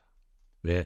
ppm이라서 10의 육성을 곱해준다라고 보시면 되겠습니다. 15번 지하철에 적용할 기계 환기 방식의 기능. 지하철은 열차풍 효과로 환기를 높이고 2번 고온의 공기를 외부로 배출시키려고 3번 터널 내 잔류를 배출하고 시선 외기를 도입해서 토양 흡열 효과를 상승시킵니다. 4번 화재 시 배연 성능을 달성하고 5번 화재 외의 교통장애로 열차 정지 시 급기 운전을 해서 열차 내 승객들에게 시선 외기를 공급하려고 지하철 기계 환기 방식을 선정하고 설치해야 되는 것입니다. 문제 8번 지하철에 적용할 기계 환기 방식으로 기능으로 틀린 것은 피스톤 효과로 유발된 열차풍으로 환기 효과를 높인다. 맞습니다. 터널에 고온 공기를 배출한다. 맞습니다. 터널에 잔유를 배출하고 시선 외기를 도입하여 토양의 발열 효과를 감소시킨다. 한 번이 틀렸네요.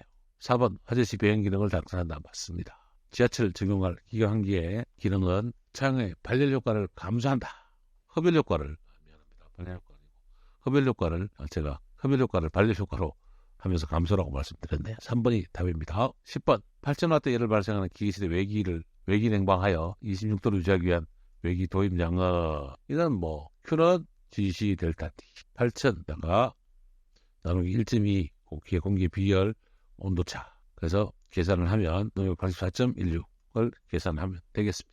36을 곱해주는 것은 1W는 36kJ/h다. 1번 지하철에 적용할 기계 환기 방식으로 틀린 것은 피스톤 효과로 열차풍 환기 효과를 높였다. 맞습니다. 화재 시 배연 기능을 장착한다. 맞습니다. 터널에 고온의 효과를 배출하고 공기를 외부로 배출한다. 맞습니다. 4번 터널에 잔유를 배출하고 시선 외기를 도입하여 토양의 흡열 효과를 상승시킨다. 토양에서 흡연을 하도록 이 부분이 아까 문제하고 똑같은 문제입니다. 답은 4번이 되겠습니다. 제가 위쪽에 있는 8번 문제에서 발열의 흡열 효과를 상승시킨다. 발열 효과를 감소시킨다. 여기에 맞다. 틀린 말은 아닙니다만 여기 있는 문제에 발열과 흡열을 제가 착각을 했다고 말씀을 드리면서 덕트 및 부속 설비 강의를 마치도록 하겠습니다. 감사합니다.